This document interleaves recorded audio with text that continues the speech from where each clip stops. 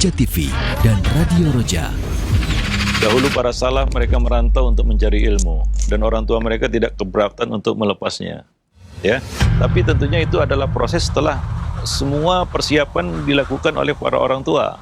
Sehingga orang tua yang sudah nggak berat kan begitu ya.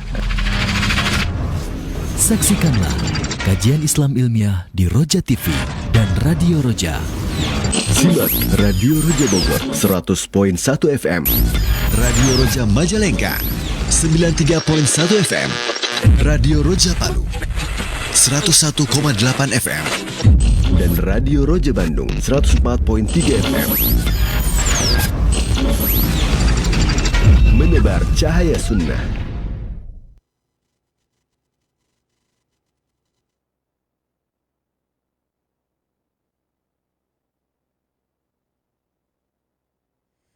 Assalamualaikum warahmatullahi wabarakatuh.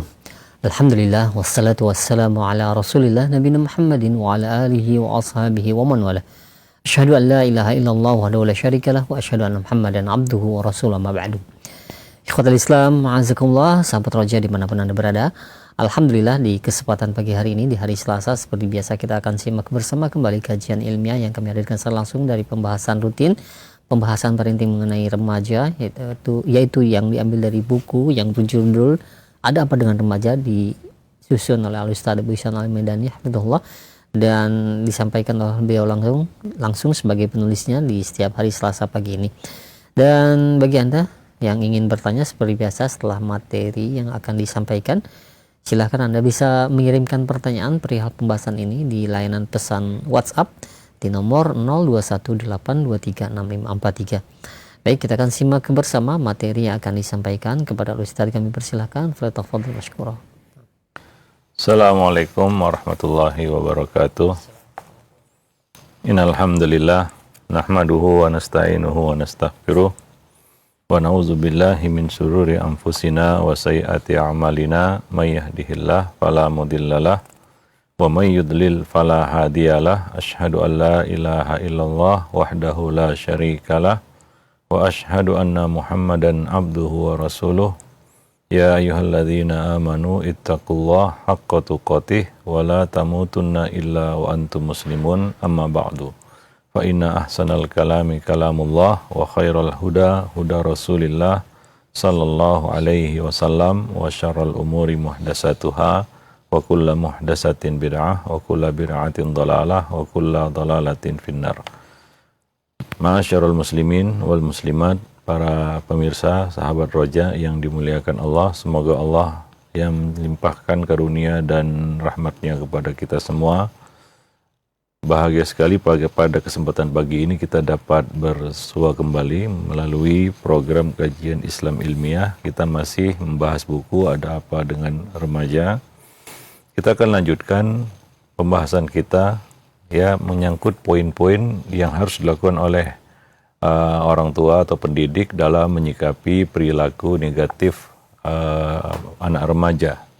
Ya, ada beberapa poin yang sudah kita bahas, ya lebih kurang ada 8 poin. Ya, kita akan lanjutkan pada kesempatan pagi ini.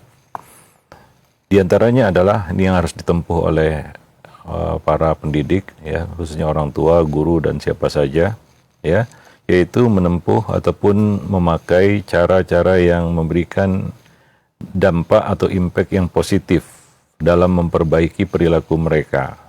Ya, di sini contohnya adalah doa, ya, itu jauh lebih bagus daripada kita melontarkan kata-kata yang isinya mungkin menyudutkan, merendahkan, ataupun menghinakan mereka.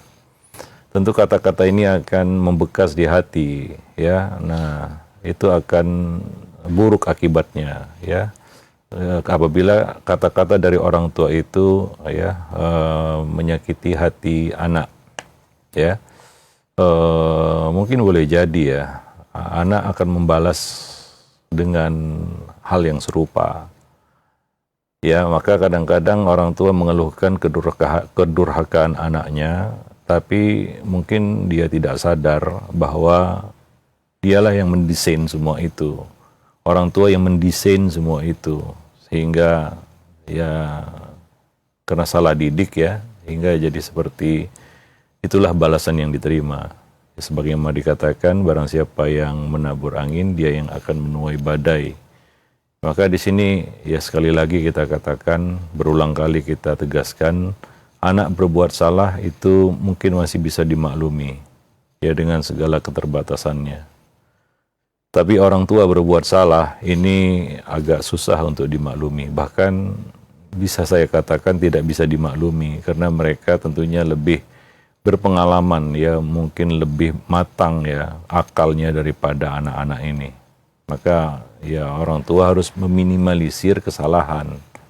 Ya, kalau bisa jangan berbuat kesalahan ya, karena itu sangat fatal akibatnya. Mungkin kita yang akan menuai hasilnya nanti di kemudian hari. Ya, maka di sini ya di dalam memperbaiki, meluruskan perilaku negatifnya atau menyimpangnya, nah ini perlu menggunakan atau menempuh cara-cara yang memberikan dampak yang positif, seperti doa, ya kata-kata yang mengandung doa, ya itu ya istilahnya sekali merengkuh dayung 2-3 pulau terlampaui itu. Ya, di samping kata-kata doa itu bisa meluluhkan hatinya, menjinakkan hatinya, dan juga mudah-mudahan doa itu dikabulkan ya. Nah, dan tentunya itu yang kita harapkan. Ya, maka ucapkanlah kata-kata yang mengandung doa-doa yang baik ya, bukan doa-doa yang buruk. Doa yang buruk seperti laknat ya dan sejenisnya ya, atau doa-doa kutukan ya dan sejenisnya. Itu bukan itu yang dimaksud di sini ya. Doa yang positif tentunya, mendoakan dia supaya mendapatkan kemudahan ilmu dari Allah Subhanahu wa taala, dibukakan hatinya untuk bisa menerima kebenaran ya, lunak hatinya untuk condong kepada kebaikan ya. Nah, doa-doa positif seperti itu. Ya, nah demikian. Dan doa orang tua untuk anak itu luar biasa. Salah satu doa yang mustajab ya, doa orang tua untuk anak. Maka doakanlah mereka ya, hindari ya dan jauhi, hentikan kata-kata yang buruk ya terhadap anak. Bagaimanapun mereka berbuat kesalahan ya, bagaimanapun mereka melakukan kekeliruan atau sesuatu yang tidak berkenan di hati kita, ya maklumi ya kesalahan mereka, luruskan ya, jangan menghadapinya ataupun menyikapinya dengan kemarahan. Ya, segala sesuatunya itu biasanya bermula dari kemarahan.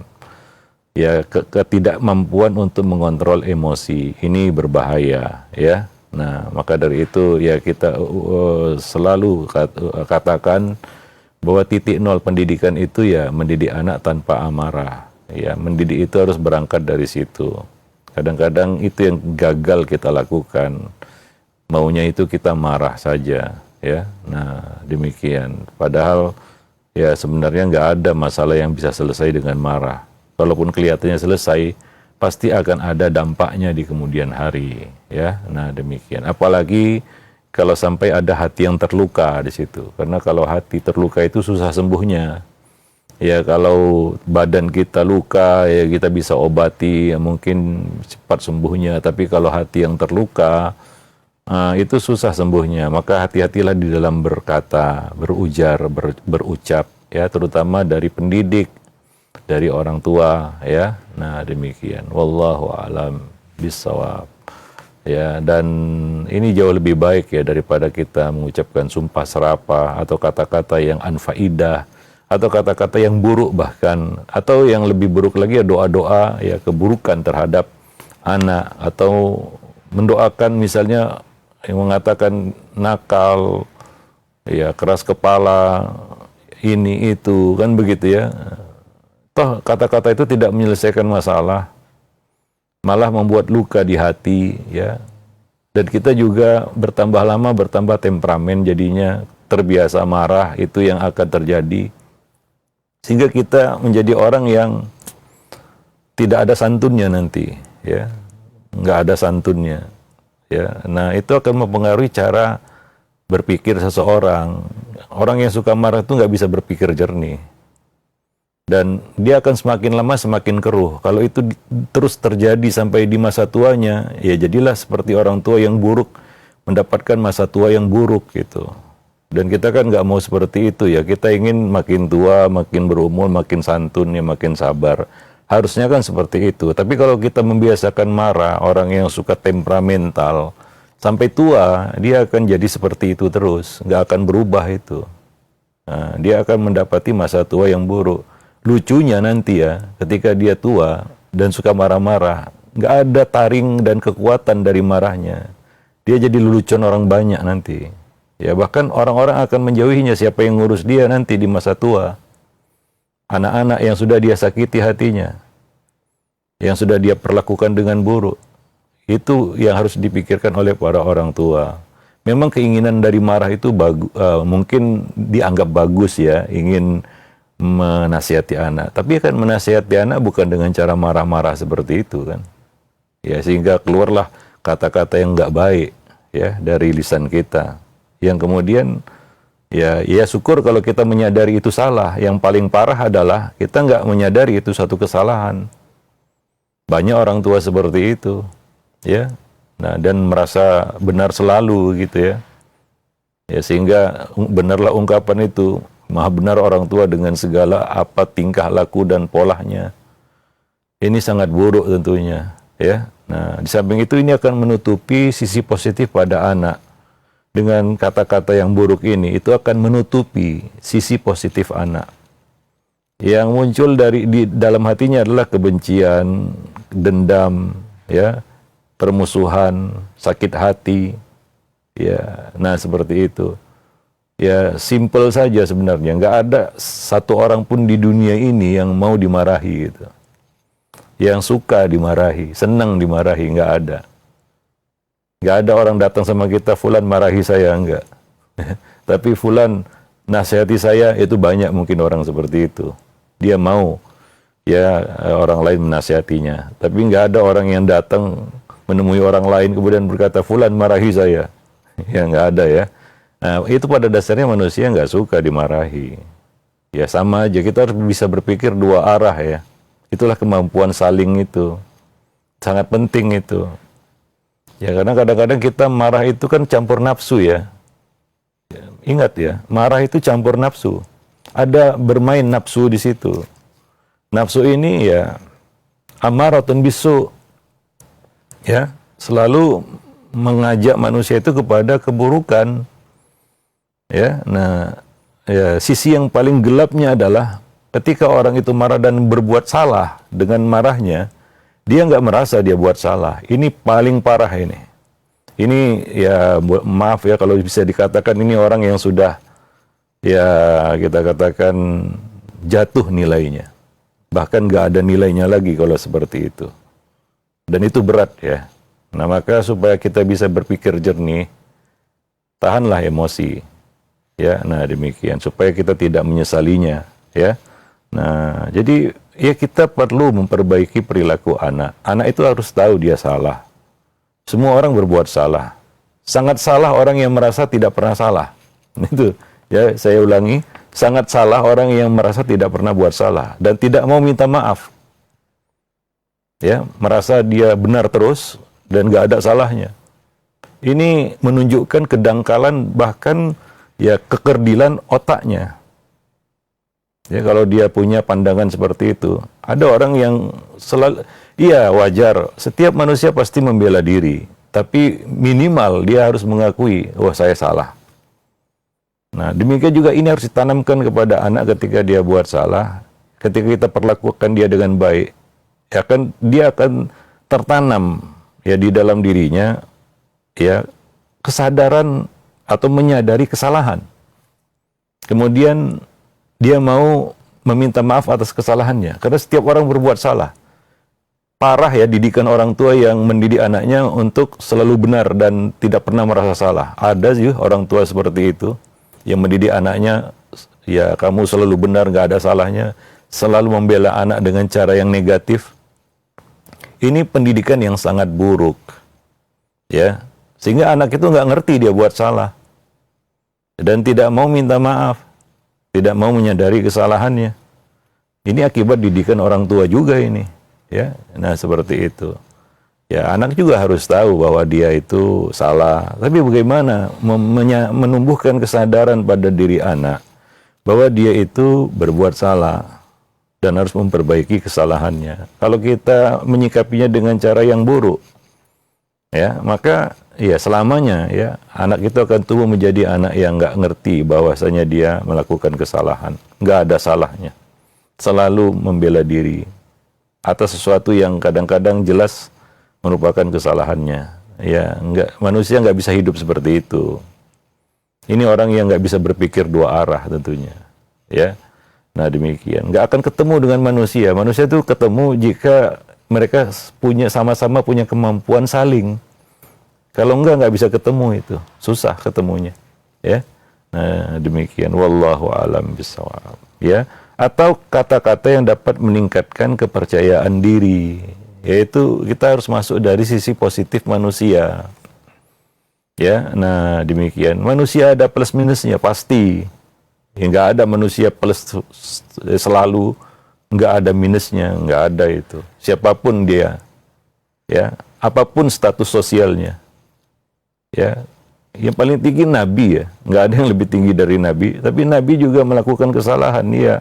Jadi kemaksuman Nabi itu kita harus tahu maknanya apa, yaitu mereka dapat bimbingan dari langit, dapat wahyu.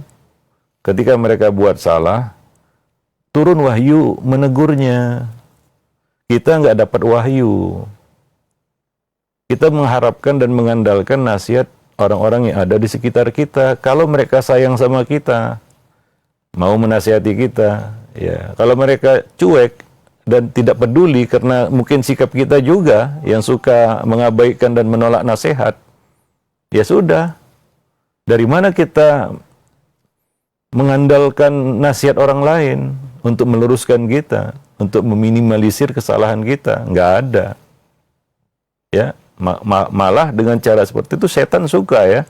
Sehingga orang seperti ini akan terus ya larut dalam kesalahannya itu. Tanpa ada orang yang mengoreksi, orang juga sudah males ya menasihatinya. Kenapa? Biasa dia kalau dinasihati ya seperti itu. Ya. Jadi orang juga males untuk menasihatinya. Nah, ini kondisi yang paling membahayakan sebenarnya. Ya, ketika seorang itu nggak ada orang lain yang mau menasihatinya, ya, atau menjauhinya karena keburukan perilakunya. Ya, wallahu a'lam bishawab. Maka jadilah kita orang yang santun dan mau mendengarkan nasihat. Alladzina yastami'unal qaul fayattabi'una ahsana. Orang-orang yang mau mendengarkan nasihat dan mengikuti yang terbaik darinya. Nah, anak-anak kita juga harus kita bimbing untuk menjadi pribadi seperti itu. Ya, dia mau mendengarkan nasihat dan mengikuti yang terbaik darinya. Bagaimana caranya? Yaitu luruskanlah kesalahannya dengan cara yang baik, dengan nasihat yang baik, dengan cara yang hikmah, bijaksana, ya, bukan dengan ya kita katakan kemarahan atau hal-hal yang negatif lainnya, ya. Nah, demikian. Wallahu a'lam bishawab. Ya, itu akan membuat hati menjadi keras. Kalau hati sudah keras, susah. Manusia, ingat, manusia itu nggak mau dipaksa, siapapun orangnya. Pada dasarnya manusia itu nggak mau dipaksa. Hatta dipaksa mengaku salah aja nggak mau manusia itu. Tapi bagaimana cara melembutkan hati, menumbuhkan kesadaran, sehingga ketika orang itu buat salah, dia sadar. Itu yang terpenting, bukan nggak berbuat salah, nggak mungkin. Kesalahan yang terbesar adalah orang yang nggak pernah mengaku salah. Orang seperti ini pasti nggak mau minta maaf itu. Ya, kalau kita dapati ketemu orang yang susah kali minta maaf, ya ini adalah kelanjutan dari ya sikap negatifnya, yaitu tidak pernah merasa salah. Ya, nah ini nggak akan ketemu dengan siapapun ini orang seperti ini. Nggak akan ketemu dengan siapapun nih orang seperti ini. Ya, mungkin orang akan menjauhinya. Ya, nah demikian. Wallahu a'lam bishawab. Maka ini yang harus kita ya selalu tanamkan kepada anak-anak kita, kan begitu ya. Sehingga ya mereka tumbuh menjadi pribadi yang ya baik ya. Dan manusia itu ada sisi positifnya, dan itu yang harus terus digali dan dikembangkan sehingga bisa menjadi orang yang kata Nabi khairun nas anfa'uhum linnas. sebaik-baik manusia adalah yang paling banyak manfaatnya bagi manusia. Kita ingin anak-anak kita seperti itu. Tapi kalau kita terus memblow up sisi negatifnya, lalu bagaimana dia bisa menjadi orang yang bisa bermanfaat bagi orang lain? Gak akan bisa. Bahkan mungkin sebaliknya, anak-anak ini akan jadi beban bagi orang lain. Kenapa? Orang lain mungkin menjauhinya. Ya, nah demikian. Wallahu a'lam bishawab. Nah, jadi ya ini perlu ya kita kerjasama dari para orang tua ya, pendidik dan semua pihak yang terlibat di dalam pendidikan anak tersebut. Ya, wallahu a'lam bishawab. Nah, berikutnya, poin berikutnya yang ke-10 adalah ungkapkanlah ya mungkin ketidaksetujuan kita kepada anak itu menyangkut perilakunya, bukan pribadinya. Ya, artinya jangan kasih stigma nakal, itu sifat ya. Pencuri itu sifat. Tapi kalau mencuri itu adalah perbuatan. Di sini yang kita soroti perbuatannya, bukan pribadinya. Jangan menyerang pribadinya dengan mengatakan misalnya, apalagi mengatakan kepada anak munafik misalnya, atau nakal, bandel, keras kepala, itu sifat. Seolah-olah itu melekat pada dirinya. Nah ini nggak ada orang yang mau disifati seperti itu ya. Karena orang juga akan melihat saya ini nggak seburuk itu kan begitu ya. Ya pastilah. Ya, nah demikian. Ya, maka kalaupun kita menyoroti perilakunya, perilaku negatifnya, maka soroti perbuatannya. Ya, nah bukan misalnya kita mengatakan kepada anak ya jangan malas kan begitu ya, hindari sifat malas. Dengan kita katakan nah kamu anak pemalas, itu beda. Itu beda. Ya. Nah, maka soroti perilakunya ya, bukan pribadinya, menyerang pribadinya. Ya, apalagi sifat-sifat yang sangat-sangat negatif ya. Nah, itu kan ya, kita katakan sangat buruk sekali begitu ya. Itu keluar dari lisan orang tua begitu. Ya. Misalnya mengatakan kepada anaknya, kamu munafik misalnya. Oh, kamu bandel.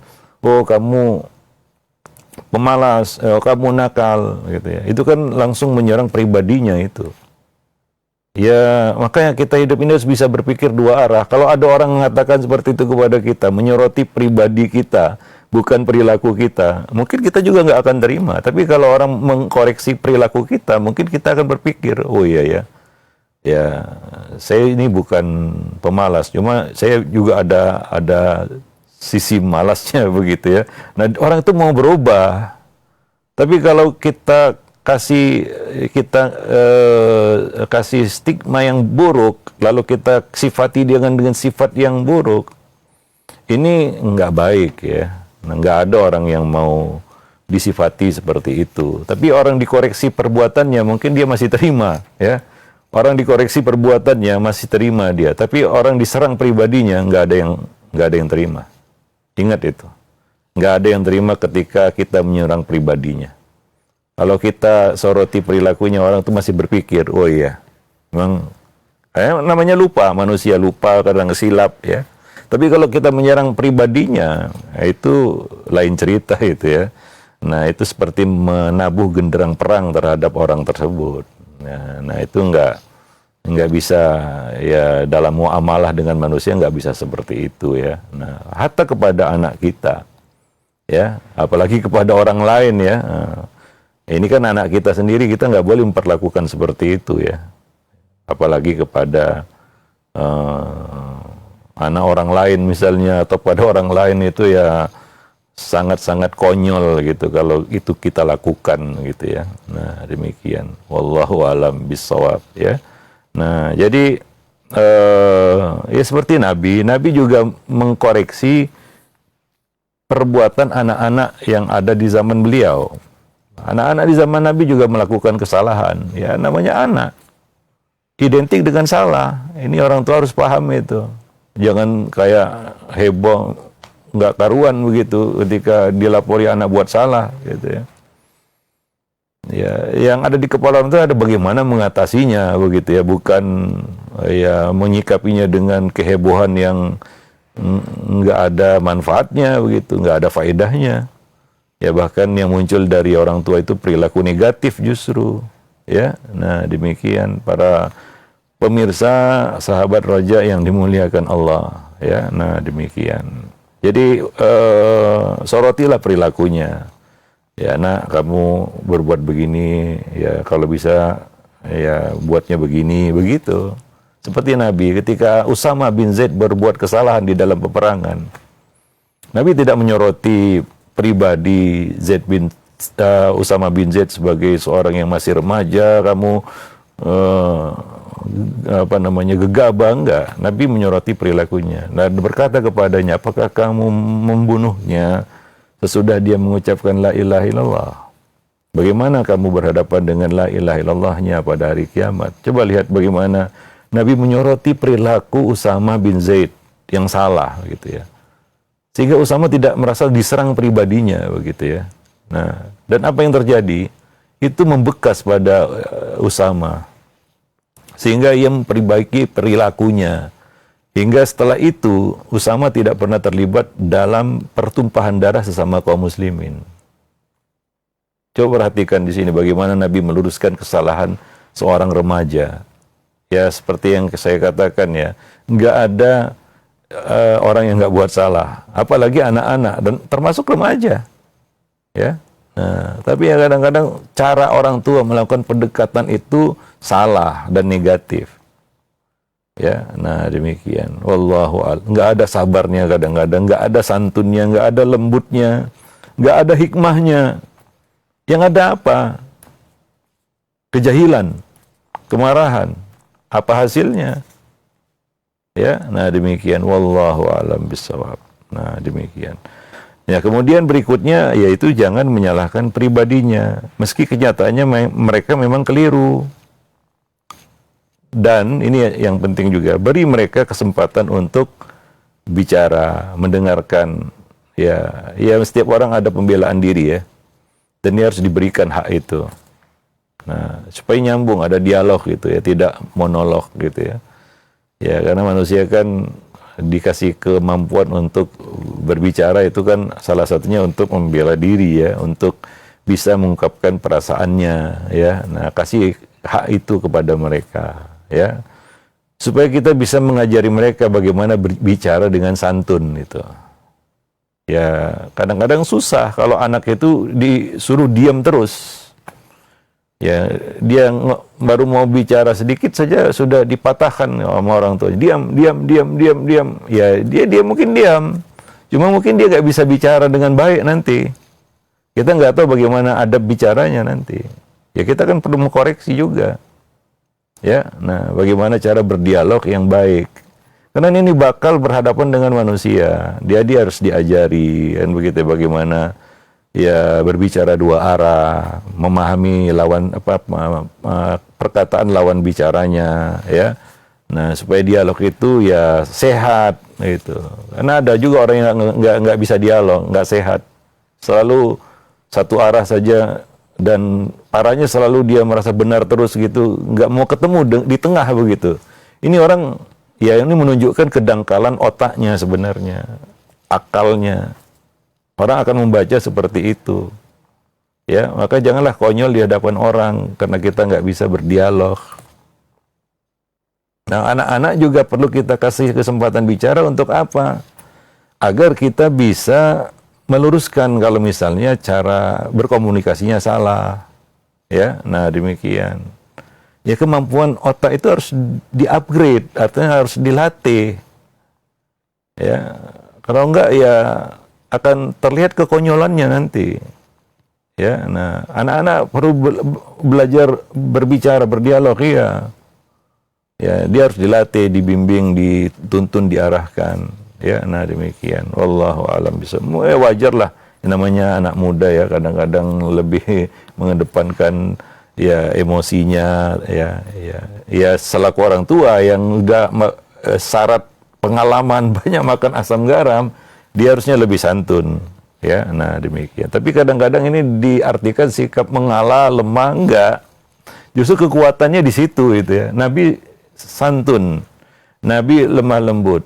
Apakah itu lemah? Enggak. Justru disitulah kekuatan seseorang, ya. Nah, bahkan kekasaran, ya, sikap gegabah itu kelemahan. Coba lihat orang yang kasar, keras, ya, kemudian gegabah dalam berbicara, gimana hasilnya? Ya, itu justru kelemahannya. Ya, dia sedang mempertontonkan kelemahan dirinya, begitu. Ya, wallahu alam bishawab. Jadi kenapa anak juga harus dikasih kesempatan berbicara, supaya kita bisa menilai bagaimana cara dia berdialog dengan orang lain. Ya, mungkin ada yang keliru, ya, yang nggak benar, yang perlu kita contohkan, ya. Nah, demikian. Ya, kalau kita suruh dia diam, kemudian kita juga bicaranya penuh dengan emosi, nanti dia akan berdialog kepada orang lain juga seperti itu. Ya, mungkin kita nggak tahu gimana cara dia berdialog. Ya. Nah, ketika dia berdialog dengan manusia seperti itu, bagaimana manusia akan menilai dirinya, coba? Ya, nah demikian. Wallahu a'lam bishawab. Ya. Berikutnya adalah berusaha untuk memiliki rasa saling percaya. Nah, ini poin yang penting sebenarnya, ya. Rasa saling percaya antara kita dan anak remaja kita. Bagaimana, ya, menumbuhkan kepercayaan anak terhadap kata-kata kita, sehingga kita tidak dianggap radio rusak, begitu, ya. Nah, demikian. Ya, tidak ada orang tua tidak menginginkan kebaikan untuk anaknya. Cuma PR kita adalah bagaimana anak itu percaya sama kita, ya, bahwa omongan kita itu adalah sesuatu yang penting baginya, ya, tidak dianggapnya angin lalu. Lebih lagi ini, ya, next levelnya adalah, ya, bukan hanya dia menghargai perkataan kita, percaya perkataan kita, lebih dari itu dia bisa memahami maksud kita. Nah, ini poin dalam berdialog sebenarnya, yaitu bagaimana kita bisa memahami perkataan lawan bicara kita, apa maksud dan tujuannya, kemana arahnya. Ya, ada orang yang berdialog tapi sebenarnya satu arah aja dia. Ya, dia kasih kesempatan orang bicara tapi dia nggak berusaha untuk memahaminya. Ya, istilahnya anjing menggonggong kafilah berlalu, begitulah prinsipnya. Ya, nggak peduli apa yang omongan orang, apa yang diomongin orang. Ya, dia hanya nunggu kesempatan dia bicara aja, begitu, ya. Nah, ini kan bukan dialog juga namanya, ya. Ada orang seperti itu, ada, begitu. Memang dia kasih kesempatan lawan bicaranya untuk bicara, cuma dia nggak pernah mau memahami, gitu, ya, nggak pernah mau paham. Ya, masuk telinga kanan, keluar telinga kiri, gitu, ya. Yang dia tunggu apa? Kesempatan dia bicara. Ya, nggak begitu juga, ya, cara berdialog dengan orang lain. Ya, kita harus punya kemampuan mendengar namanya. Untuk apa kita punya kemampuan mendengar? Supaya kita bisa memahami maksud orang. Ya, orang itu kan berbicara agar bisa dipahami maksudnya. Ya, nah, bukan kita, ya, abaikan lalu kita anggap, ya, perkataannya itu angin lalu, ya, seperti perkataan masuk telinga kanan keluar telinga kiri aja. Nah, ya, enggak seperti itu. Mungkin orang lain berusaha untuk memahami perkataan kita, sementara kita, ya, enggak berusaha untuk memahami perkataannya. Gimana bisa ketemu itu? Enggak akan ketemu itu seperti itu. Ya, dialog seperti itu. Nah, demikian. Ya, jadi, ya, kita juga harus berusaha untuk memiliki rasa saling percaya antara kita dan anak kita. Ya, dan rasa saling percaya ini mahal, ya. Ya, kadang-kadang orang itu ada ngobrol, berdialog, tapi nggak ada rasa saling percaya di antara mereka, gitu, ya. Nah, saling curiga aja, gitu, ya. Terserah orang mau ngomong, dia mau ngomong apa, ya, nanti, ya, terserah saya mau ngomong apa, gitu, ya. Jadi nggak ada nyambungnya itu, walaupun dialog, gitu, ya. Nah, kan dialog nggak seperti itu, kan, gitu, ya. Demikian juga antara kita dan anak kita, ya, kan akan cair, ya, komunikasi itu apabila kedua belah pihak itu saling percaya, gitu. Ya, kayaknya nggak perlu kata-kata yang panjang-panjang, gitu, ya. Kalau sudah ada rasa saling percaya, nggak usah berkata-kata yang panjang, gitu, ya. Nah, mungkin cukup dengan beberapa patah kata saja, jawami'ul kalim istilahnya, ya. Itu anak sudah ngerti, kita juga sudah mengerti, sama-sama saling mengerti, karena ada dasarnya adalah saling percaya, bukan saling curiga. Kalau saling curiga, orang ngomong, kita masih mikir itu. Jangan-jangan maksudnya ini untuk mendiskreditkan saya, menyalahkan saya, menjatuhkan saya. Nggak ada rasa saling percaya.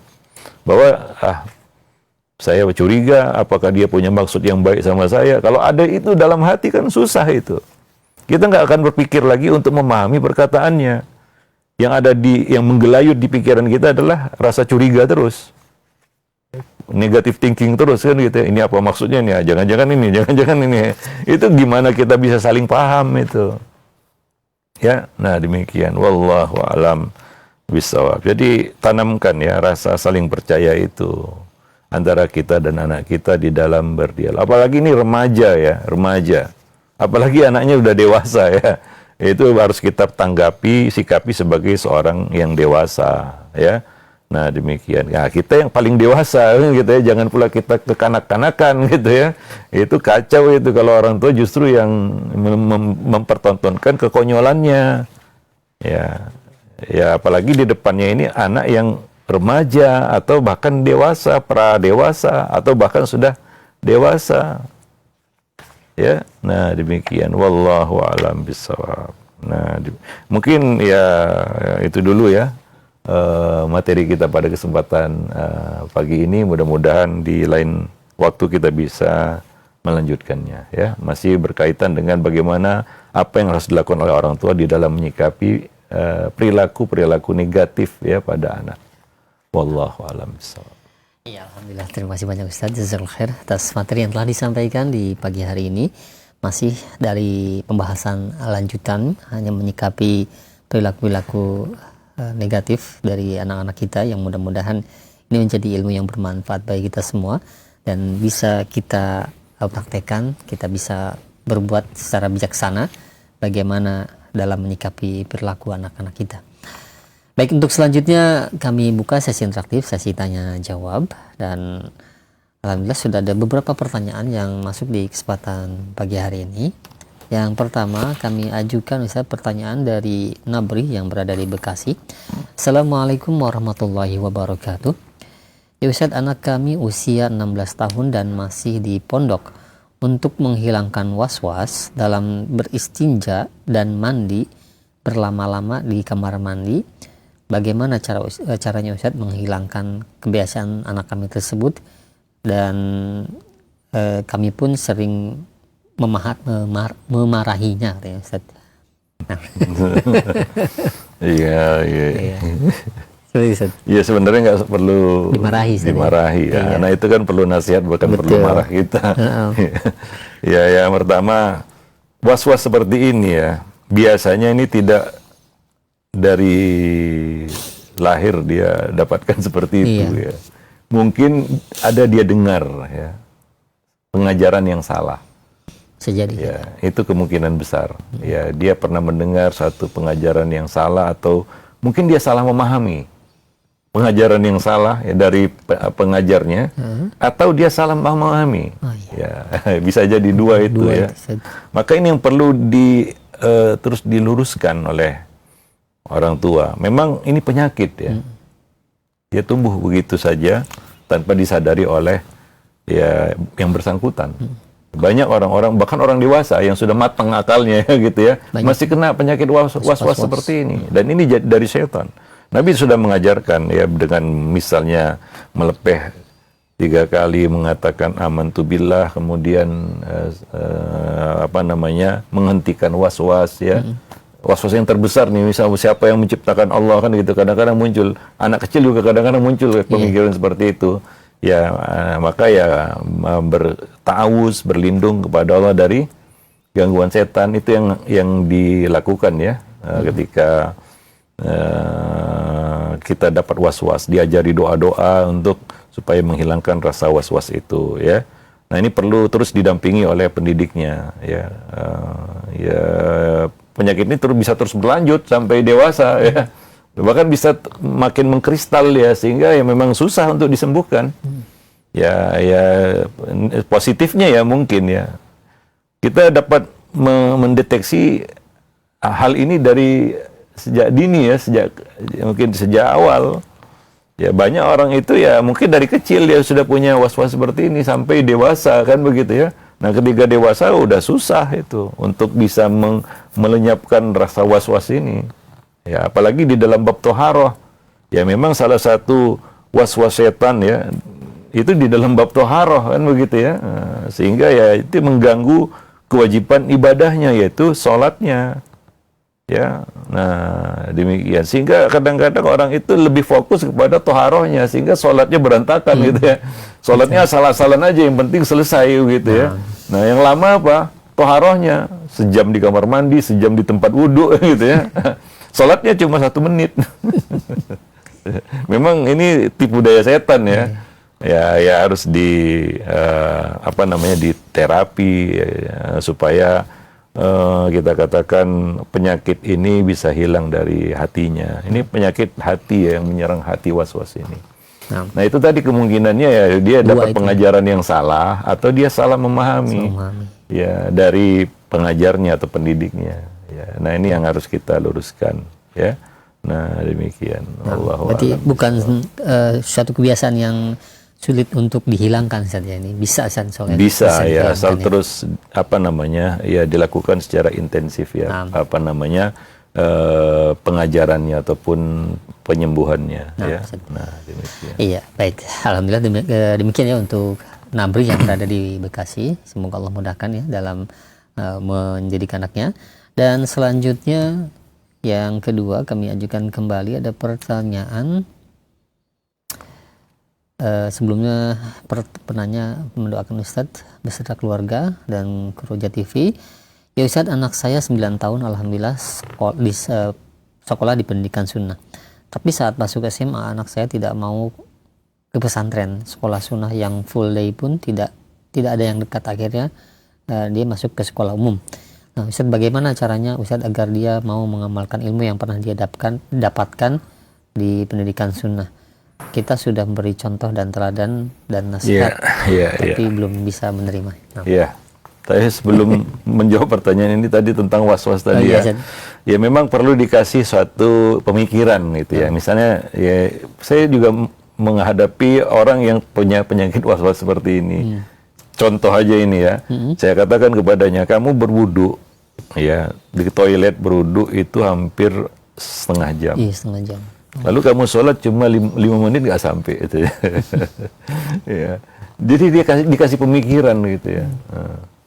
Oh dia banyak buang-buang waktu ya. Bukan pada esensinya. Ya. Ada hal-hal yang bukan esensinya kan begitu ya. Betul. Nah ibadahnya sendiri dia nggak selama itu gitu. Tapi ya hal-hal lain kadang-kadang nggak karuan waktunya gitu. Dia buang-buang waktu di situ. Nah, mungkin itu satu cara memberikan pemikiran kepadanya bahwa hal itu konyol, salah begitu ya, dan itu tipu daya setan. Nah itu yang harus kita masukkan ke dalam pikirannya begitu ya, supaya dia ngerti gitu ya. Seperti itu ya, salah satu contoh cara mungkin ya supaya bisa memahami bahwa perbuatannya itu salah begitu. Nah pertanyaan ini menarik juga. Ya itu ini real ya, artinya seperti itu, ini satu kenyataan ya, bukan pertanyaan yang direkayasa atau pertanyaan yang yang dikarang kan gitu, nggak ada di dunia nyata ya. Seperti itu yang dihadapi kan oleh si penanya dengan anaknya ya. Ini bukan 1-2 orang anak seperti ini ya. Banyak kan begitu ya, bukan 1-2 orang, banyak ya. Anak-anak ya sekarang ini apalagi ya.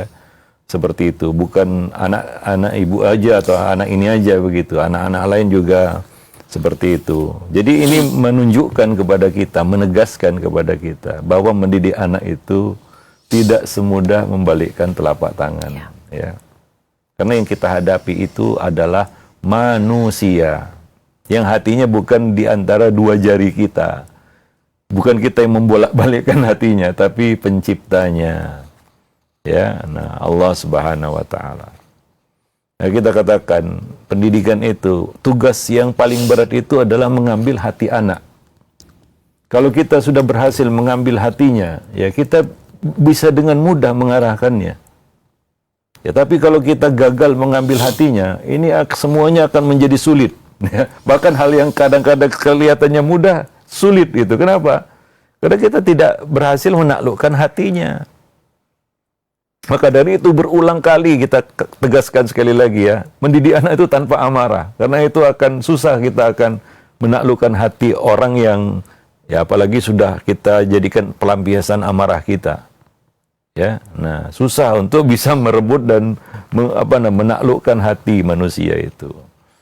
Makanya ada ayat yang berbunyi la ikraha fiddin, tidak ada paksaan dalam agama.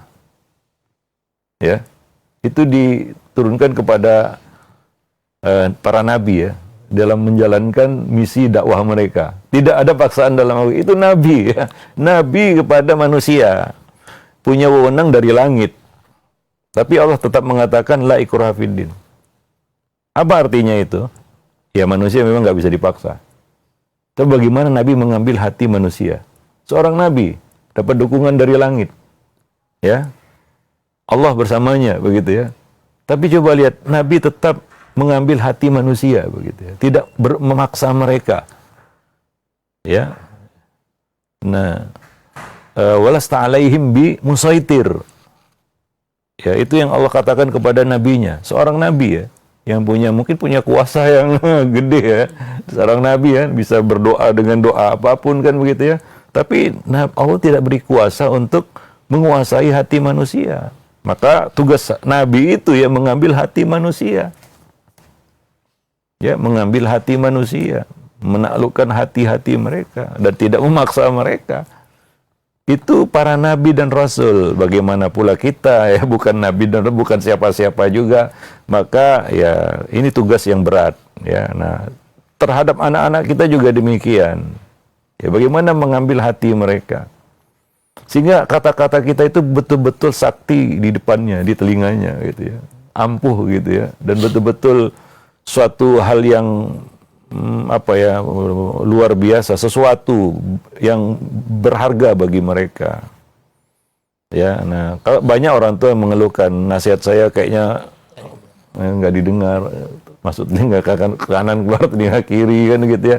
Keluhan-keluhan orang tua lah ya. Ya mungkin ya bukan kata-kata kita yang salah, cuma kita yang gagal menaklukkan hatinya. Ya, nah itu pentingnya kita menjaga sikap perilaku kepada anak. Sekali kita buat silap itu kemunduran istilahnya ya. PR jadi PR yang numpuk bagi kita nanti ya, begitu ya. Nah demikian, wallahu a'lam bishawab. Nah seperti ini ya, anak ya tidak mengikuti apa yang kita inginkan gini ya. Inginnya kan orang tua di jalur agama terus ya, karena anaknya dari kecil sudah pondok, tiba-tiba ya banyak juga itu ya, ketika akan kuliah maunya ke jurusan umum kan begitu ya. Nah ya ini banyak faktornya sebenarnya, nggak bisa kita bicarakan sesimpel sederhana pertanyaan itu. Ya mungkin orang tua nggak mengenali anaknya, bakat, talenta, potensi yang ada pada anak.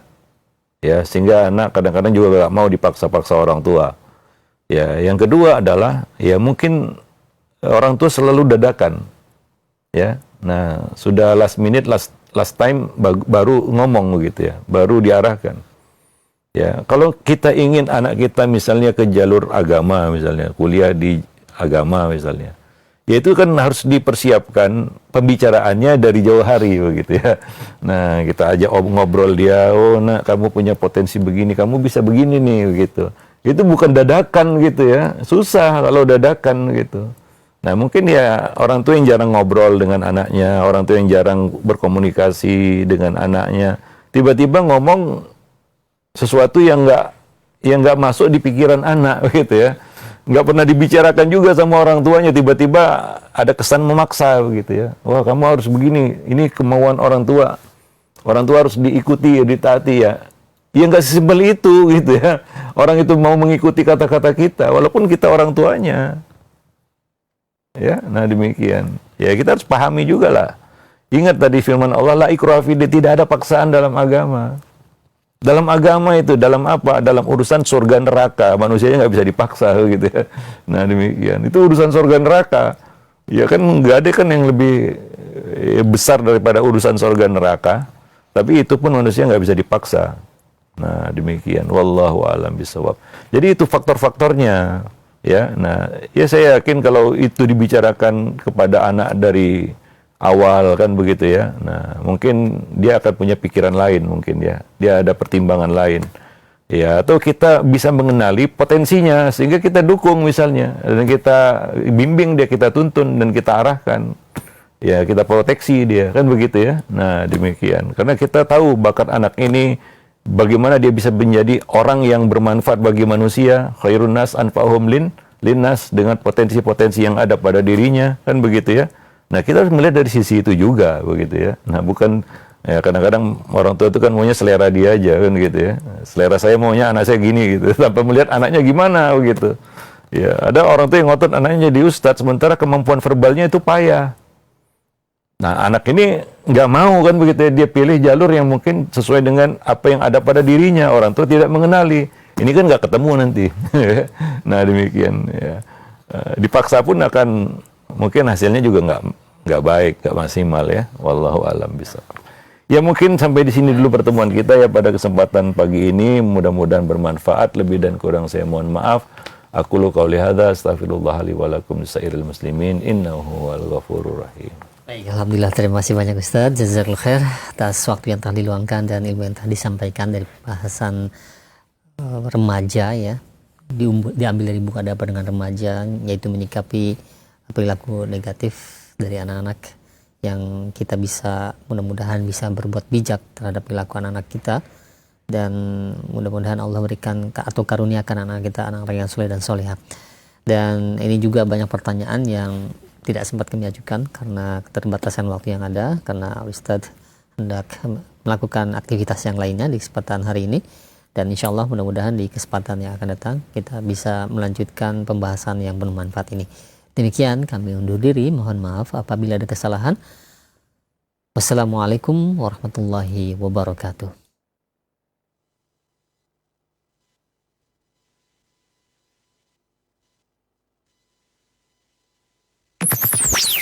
Roja TV, saluran tilawah Al-Quran dan kajian Islam.